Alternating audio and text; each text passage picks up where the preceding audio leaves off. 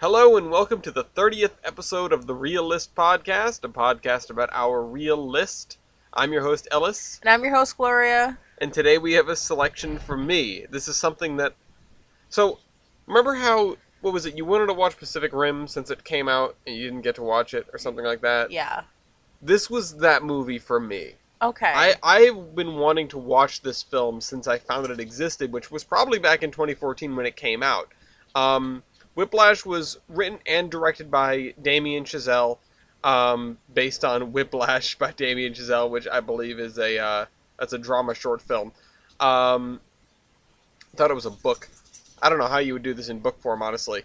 Produced by 4 people, actually. Jason Blum, Helen Estabrook, Michael Litvak, David Lancaster, and starring Miles Teller, J.K. Simmons, and Paul Reiser. It's interesting that there are more producers than starring actors in this movie. I know. Because there are just very few stars. I mean, it focuses on basically just... J.K. Simmons and Miles Teller. Yeah, it focuses just on Neiman and Fletcher. Mm-hmm. So Neiman is a first-year student at a prestigious jazz school, the Schaefer Academy. That is Miles Teller. J.K. Simmons plays Fletcher, who is the head of the premier jazz band there, and who's also a psychopath. His first name's also Terrence. Terrence, yeah, that is his first name, Terrence Fletcher. Why does that? Do you know a Terrence? I know a couple Terrences. Really? And they're all assholes. Okay, so it fits. It makes sense. I'm sorry if you're listening to this and your name is Terrence. I apologize. But mostly, be mad at your parents. It's not your fault. So, this is a hell of a ride. I love this movie, and J.K. Simmons won an Oscar for this, which I think is completely deserved. The movie just starts off on, you cut to Andrew Neiman in the band, the band room. Yeah, he's in playing a the practice drums, and it's focusing on him hitting the drums, and then hitting the cymbals, and then it cuts to Fletcher just standing there staring at him. Yep. Why'd you stop? Yep. He stops. Fletcher asks him why'd he stop, and so he decides to play again. Mm-hmm. And then he looks up again, and he's gone. And then he comes in, and he's like, "Oh, I forgot my coat." No, because Fletcher messes with him even more first. He goes, "Did I ask you to start playing again?" Oh yeah, that's right. And that's right. Every single line that J.K. Simmons delivers in this movie is gold. Yes. And it also establishes from the first 2 minutes that he is very he's the strict band teacher in high school. He's incredibly strict, and he's incredibly psychotic. Yeah, he's psychotic. He's manipulative is the word I was trying to find. I think, and of course he also insults Neiman immediately, calling him a wind-up monkey. Just started playing in like a wind-up monkey, and that is the tip of the iceberg for this incredible performance by J.K. Simmons. Yeah. So I wanted to know, because this is a movie that actually sort of taught me, 3-act story structure. I watched a video breaking this movie down in particular. But I wanted to know what you thought of just how it wraps up. How it is just approving nod, cut to black. When the ending scene happened, I was like, that's it? That's Yeah. all I'm getting? That's Right. all I'm getting is J.K. Simmons is nodding, and then that's it? Fade to black? That's all I'm getting? Yeah, but it wraps up perfectly, because what more do you really need in this movie? I need them to duke it out in the streets! That happened on the stage! That happened on stage! No, I need Fletcher to just be like, alright, let's go, we're going down the streets, and they're just fucking each other up. That's what I need. They did that, though. They did that via messing with each other in the music. Fletcher sets him up. Yeah, in the opening scene, in the ending scene, sets him up to a song that he has no music for, doesn't know it at all, Mm-hmm. and he's just sitting there, and then J.K. Simmons is like, yeah, I got you, motherfucker. Yeah. He's like, I got you good, didn't I? He actually says, I think, What do you think? I'm stupid? I Yeah. know it was you. Yeah, he's like, you think I'm That stupid? ratted him out to the conservancy for being, manipulative and abusive, and Also, he said Sean Casey died in a car accident when he actually committed yeah, suicide. he actually hung himself.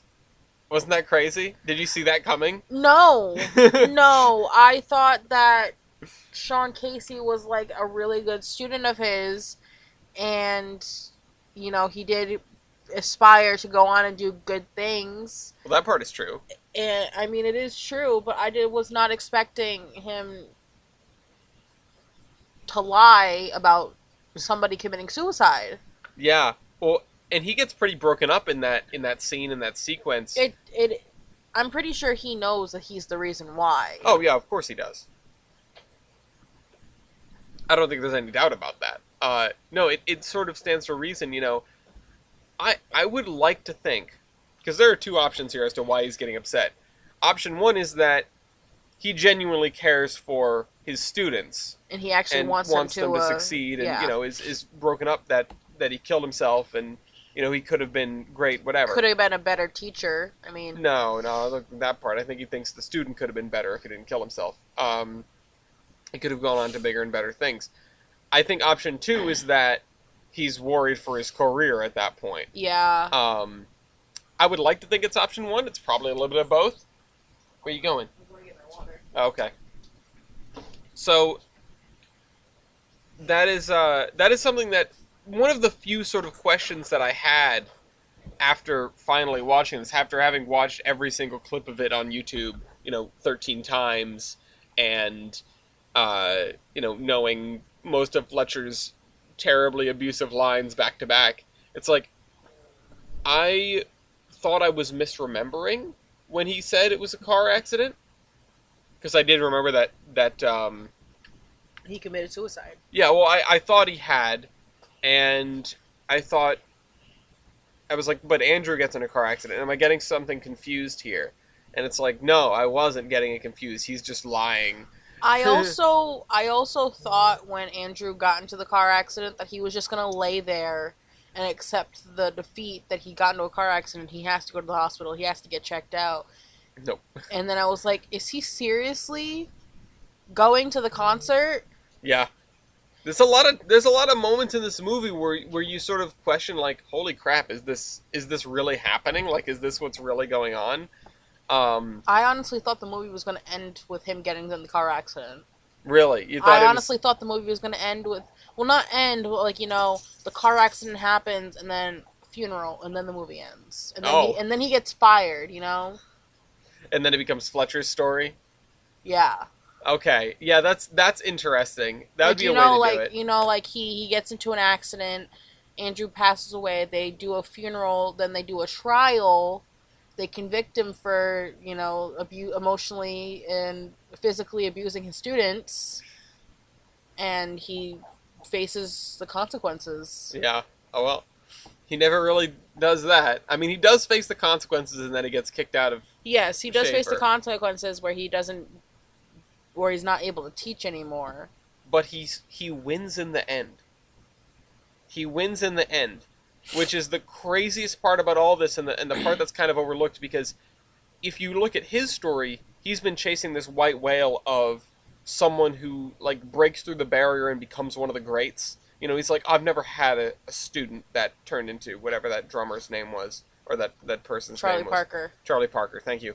I've never had a Charlie Parker, is what he says to Neiman when they're talking in the cafe. Mm-hmm. And you're supposed to believe, I think, that Neiman is that Charlie Parker, especially after the end where he plays in the band in front of, all the people. Yeah, especially when he's like, fuck you to Fletcher from across the stage. Yeah, well, and when he goes in and, obviously screws up the first song because he doesn't have the music, but kills Whiplash, or he comes in and he takes over the show, brings Whiplash on. Well, and then, he did Caravan. No, he did Caravan first, and then they transformed into Whiplash. Oh, did he? Yeah. He struggles to play. No, hold on. It's down here. Oh yeah. Sorry, you're right. You're absolutely right. So yeah, that's right. He does I don't Caravan. think they. They didn't do Whiplash in the No, yeah, final it was set. Caravan. Because Um, Caravan was the song that Conley, Tanner, and him was having trouble yeah, playing. Double Time Swing. Yeah, And the one that the kind of music that he asked Andrew to play in the beginning. in the very beginning, and then just walked out of the room. Yeah. Then came back for his coat. Um, but you'd like to think that Andrew then goes on from here having made an The incredible Lincoln Center. performance. Yeah, in front of everyone, in front of the JV, or as part of the JVC Jazz Festival. I would have loved to see what happened after the show. Not to see it just fade to black after that. I would have loved to have seen what would have happened after the show. Yeah, Like that nice little touch. That little extra 15 minutes or so of what happened afterwards. I think so. I do wanna speak to that, but I just wanted to say that to finish the thought, Fletcher gets his Charlie Parker, and that's I think what you're supposed to believe. Yeah. Yeah.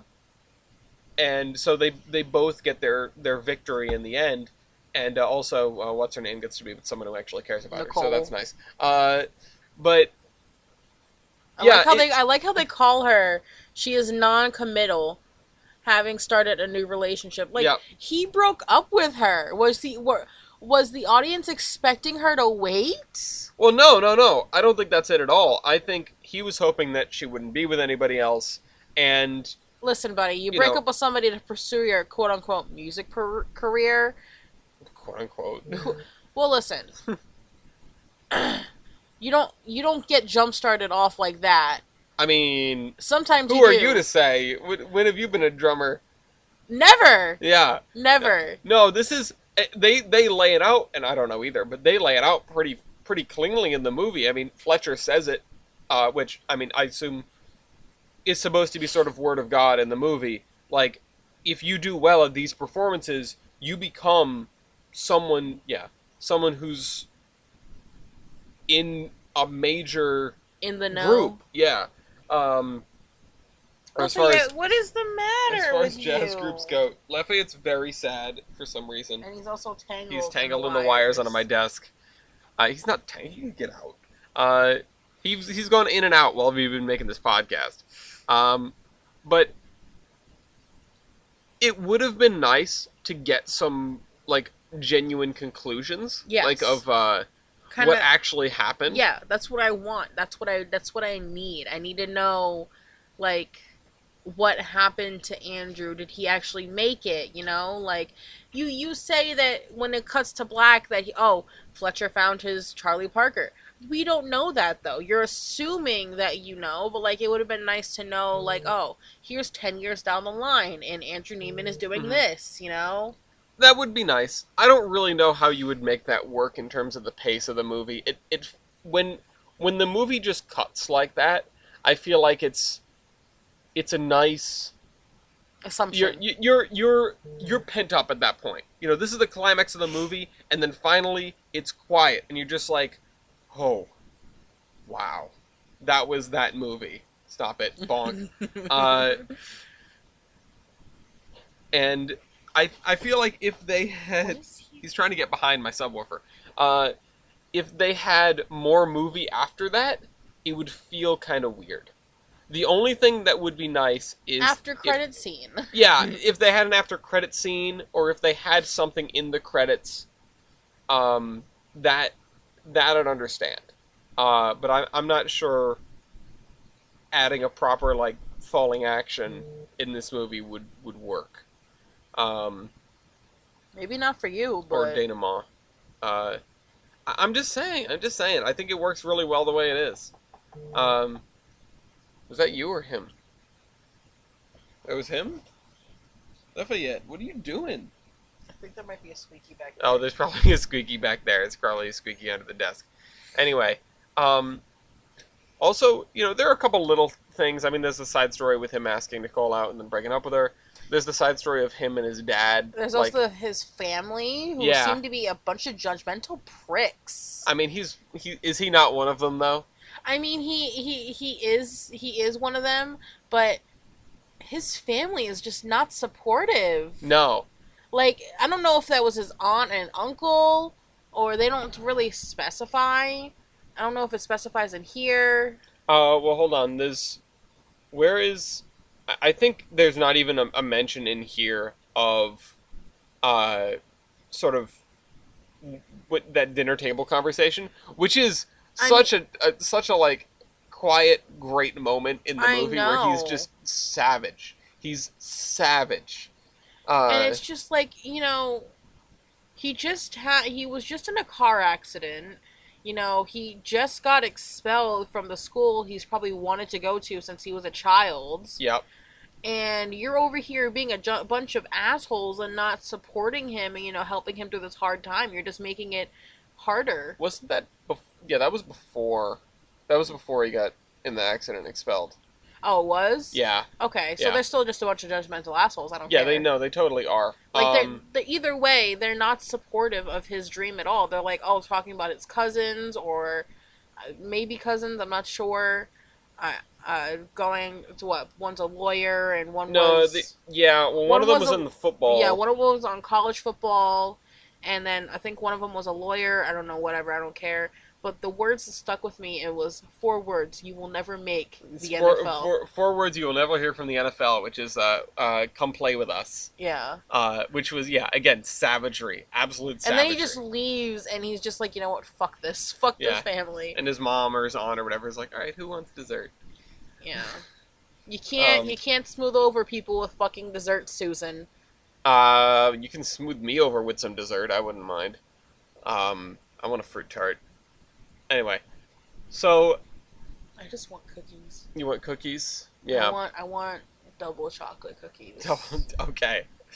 Um, there were a couple more like twists in this movie that I wanted to know if I you wasn't picked up on. expecting him to bring in Connolly. Oh my god! I Yeah, was that's not expecting evil. that. I was not expecting that, especially since Connolly was the core drummer in the other class. Yep.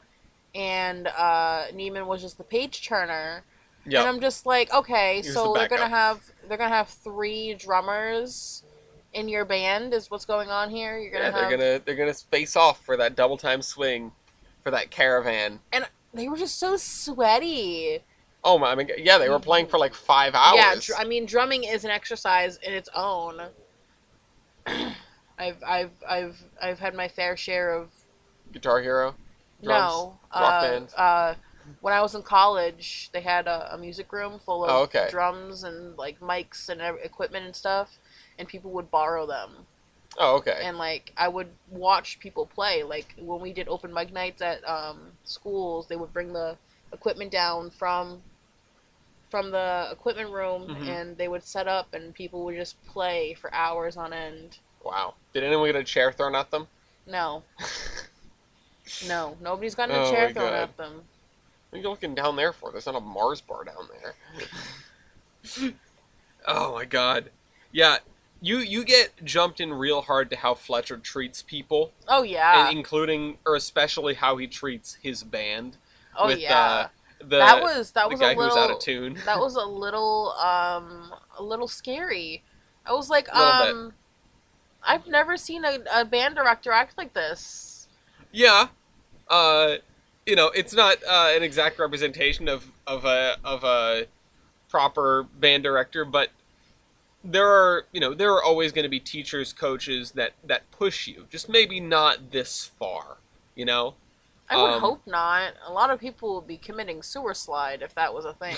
Jesus. Isn't the sewer slide? That's what the Ninja Turtles do, right? It's a term for, so you don't get demonetized. Oh, okay. We just say the old neck rope. Maybe. What? But oh man, Do you want to ask me any questions? Yeah, I was trying to come up with the other twist that I wanted to know if you like picked up on or expected. I mean, did you expect the betrayal from Fletcher at the end? I kind of figured that he'd be that kind of petty person to do something like that. So you figured that he knew. I had a feeling he had to have known because why would he be so nice if he wasn't trying to get some sort of payback out of Andrew? Yeah. Well, I mean, he's You know, there was always the chance that he was so nice because he he got felt like fired. yeah, he felt like Andrew was his only ticket to having, A successful band. exactly, or having it someone that was Come on, man, be my Charlie Parker. yeah. He's Um like fiending for the next Charlie Parker. oh yeah, and like I said, I mean, he's a complete psychopath and But you in know, all honesty, I think Fletcher could be redeemed. Hear me out. Hear me okay, out. Hear me out. okay. Hear me out. Hear You me have to do out. some hardcore convincing here. Go ahead. The reason why I think he was so hard is because not only did he want the best for his students, well, not entirely the best for his students, but he wanted to feel like he did something with his life. No, I kind of agree with what you said pre-correction. He does want the best for his students. He's willing to push people beyond a reasonable limit because he wants his crew to be the best. Yes, he wants to feel that as a music teacher, he's done his best and he's molded these successful young artists out there. You know. Mm-hmm. He's the embodiment of the phrase "the ends justify the means." It's and it's There's sort of definitely a squeaky under there. it's sort of a controversial, take on it. I mean, of course, most ends justify the means takes are controversial. That's kind of the point of them. But it is, being what is effectively as discouraging as you can be to only find the people who will never get discouraged. And that's even what he says, or to that effect in the cafe, which I think is a great little scene between him and Andrew where they're able to where he's able to just sort of be himself and talk about himself and not be a band director. Yeah, I also liked how he was gingerly playing that piano, but then he'd be aggressive on anybody else. Yeah. And you do get to see him outside of teaching mode a couple of other times in the movie. But, there are very few moments like that, and you get to see, like, the real Fletcher, I guess, I guess. Where he is genuinely a kind and pretty cool guy who has a dream of making musicians the best they can be, and it's just a question of how to go about it, where he takes it, way over the line. Way over the line. Throwing chairs at people, berating people, swearing at people. Me. Holy crap. Sorry. By the way, viewers, this is my 4th time having COVID. Yeah. Well, I'm gonna get you another test tonight. Hopefully, you're better. Yay. But anyway, Back to the movie. back to the movie. How did you think things were gonna go with Nicole from the beginning? I don't know because the whole scene, the whole interaction was just awkward. Yeah. It was awkward, but I mean, who's not awkward asking out like, the hot candy girl, from the movie theaters. Yeah. And then she was like, "No, get out of here." And I was like, "Ah!" Yeah. Ah! I'm joking. I'm kidding. It's fine. It is was awkward, great. but it's very cute. It's very It- cute, and you want to root for him. But here's the thing. And then he just breaks up with her because he's like, "I need to focus." Yeah, but that's kind of respectable, I guess. He doesn't feel like he has time for a girlfriend. I don't think he went about it the right way, obviously. And Definitely not. he never like registered that she was getting upset with him about it, because she clearly cared about him. Mm-hmm. But at least he didn't try to hang on to it and just make them both miserable. But I don't think his conclusions of how they would have gotten miserable are correct. She seemed to have wanted to support him. Yeah, you don't get to see her like come to anything, which I think would have been another tell in the direction of like, no, she just cares about him and wants him to be happy and wants to support him and stuff. They could have played that angle a little bit more to make her loss more tragic, but I think it just goes to show how unimportant Andrew's love life is to Andrew. Yeah. And I'm glad at the end his dad sort of steps up and not only helps him by like getting the lawyer and everything, acting in his best interests, but also seems to genuinely care about the fact that he's pursuing this and goes to his performance Yeah, and you I know noticed that because I noticed Andrew open the door and you could just see his dad like hurriedly walking into the theater, like, oh god, oh god, oh god. yeah, after Andrew got screwed over, uh Well, he no, goes what before before. the performance, he's hurriedly walking into the theater, and then when he Mhm. walks off stage, he runs out of the theater like nobody's business. Yeah, well, his dad goes around and like tries to intercept him to be there for him, which is really nice. They have They have a this nice relationship. relationship, Yeah. and it's nice to see it's nice to have a movie where we have that nice father son relationship. Whereas in Pacific Rim they had a good relationship, but the son was still a baby back bitch. Oh, in fairness, I wanted to say there are there are no good guys in this movie. No, There's a protagonist and an it's antagonist. all a lot of chaotic neutral. Yeah, well, it's a bunch of a-holes, really. I mean, You're all a like, bunch of assholes. How about that? uh, Do we want to jump into star ratings? yeah, I was just gonna like rattle off the names. The only genuinely nice person is Nicole. Yeah, Uh, yeah. uh, and his dad a little bit, towards the end especially. But yeah, no, I'm gonna give this 5 stars. I'm gonna give it 5 stars too. This is such a good J.K. movie. Simmons makes this movie. J.K. Simmons kills it. Which is We yeah. watched. What did we watch this it- on Sunday? Yeah. 2022 08 14 I think, or 13. No 1-4. Yeah, 14. Okay. We're both giving this 5 stars. Yeah. No, this is not the first one we've both given 5 stars. There's another one right here, and another one right here. Although this is cheating because that's Hamilton. There's another one right here. We both gave 5 stars to Rogue One, Whiplash, The Green Mile, Knives Out, and Hamilton, both of which we have watched and not, we'd have to watch again because that was before we started making Yes. the podcast. But yeah, the acting is superb. The movie is Oh, incredibly man. well paced. The writing is stellar. Like I said, like I'll there's say again. no. Like I'll say again, J.K. Simmons made this movie. Oh yeah, J.K. Simmons makes every movie. and he brought in, it brings in like an element of comedy that isn't, it's not comedy because they're being funny. It's comedy because he's You're being scared. absurd and over the top. Yeah, you're laughing nervously through the entire film. Like, man, I'm glad I'm not in a band. I'm glad I did not take band because Yeah. if I had a band director like that, I'd probably cry. He's got the thing wrapped around his neck. There we go. There we go. You're free now. You're Not free. yet. Yeah, the cord from my speaker wrapped around his neck. Hi, okay, come up here. Yeah, no, this is, and I wish I could say how much I was surprised by this or that, but I had studied this movie over the last 8 years since it came out, and so I knew all the twists and turns. So if you've never seen this movie, I've never seen the whole thing, no, okay. but I watched clips on YouTube and read articles about it and watched breakdowns of it and whatever. I was fascinated by this film. Did you have a band director like this? Oh, not at all. Not at all. My band director was the coolest guy in the room at all times. I was just asking because if you've watched this movie, if you've like studied this movie so well, I thought you had a band director like this. No, I wasn't studying it because I felt like... You felt connected to Neiman? No, I didn't feel that way at all. But, I mean, I did feel bad for him in a sense. But look at them. Face the mic, please.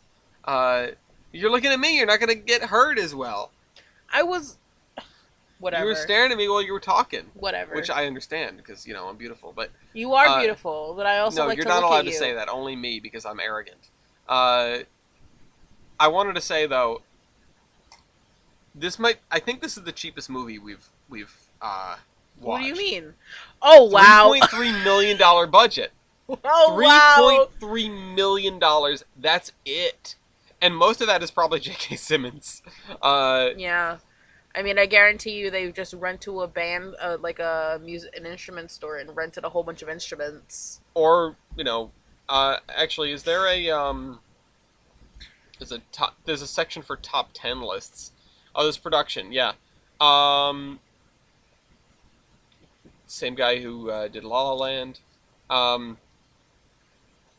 Johnny Simmons, J.K. Simmons, no relation. There was another J.K. Simmons. Oh, sorry, no, sorry. It's not related to Johnny Simmons. I see. 18-minute short film. Miles Teller.